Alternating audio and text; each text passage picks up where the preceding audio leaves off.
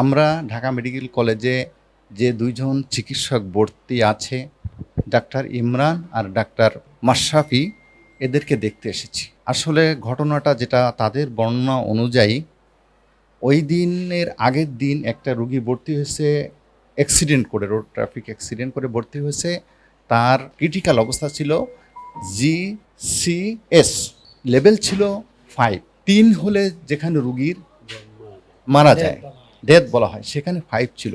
এ রুগীর অপারেশনের কোনো মানে সুযোগই নাই, সুযোগ ছিল না। সুতরাং এই রুগী মারা যায়। মারা গেলে পরের দিন যখন ওটি করছিল এই দুজন ডক্টর ইমরান এবং ডক্টর মাশরাফি, তাদেরকে বাইরের থেকে প্রায় 40-50 জন স্টুডেন্ট পরিচয় দিয়ে তাদেরকে খোঁজ করে, অতর্কিতভাবে তাদের পরে হামলা করে। এবং তাদের, আমার ডাক্তার যেটা বললেন, এরা কিন্তু সবাই যে স্টুডেন্ট এরা মনে হয়নি।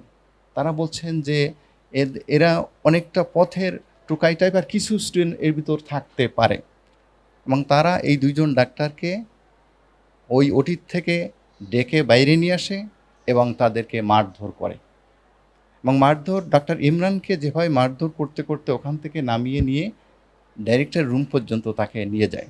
এবং তার বিভিন্ন জায়গায় আঘাতের চিহ্ন আছে, এবং তারা মোটামুটি বলা যায় সংখ্যামুক্ত হলেও তারা ইনজুরিড হয়েছে। আমরা এই ঘটনার জন্য নিন্দা করি।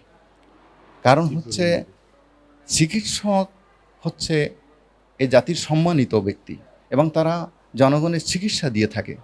যদি তারা চিকিৎসা দিতে গিয়ে আক্রান্ত হয়, তাহলে তো আসলে চিকিৎসা দিতে পারবে না। অন্তর্বর্তীকালীন সরকার তারা যে কাজগুলো করছে এবং একটা স্বাভাবিক অবস্থায় নেওয়ার জন্য চেষ্টা করছে, আমার কাছে মনে হয় এটা ব্যাহত করার জন্য একটি চক্র উঠে পড়ে লাগছে। এবং তারপরে 2টা ঘটনা বুঝলাম ওই মারা গেছেন, তারপরেও ঢাকা মেডিকেল কলেজের ভিতর এসে 2 জন রুগীকে কুপিয়েছে, এবং একজন হয়তো মারাও গেছেন, এটা শুনেছি, মারা গেছেন। তাহলে কেন? এই রুগী তো আর এমন না যে এখানে চিকিৎসা পেলে তার কমপ্লেন না, কেন কিভাবে এমনি একটি চিকিৎসা প্রতিষ্ঠান, সর্বোচ্চ বিদ্যাপীঠ ঢাকা মেডিকেল কলেজে যেখানে চিকিৎসা ব্যবস্থা আছে, সেখানে কি করে একটা রুগীকে কুপিয়ে মারা হয়? এটা কেমন কথা? সুতরাং এটা ষড়যন্ত্র, আমি মনে করি যে এটা ষড়যন্ত্র। এই ষড়যন্ত্র তদন্ত হওয়া দরকার, তাদের দোষী ব্যক্তিদের তদন্ত করে ব্যবস্থা নেওয়া দরকার।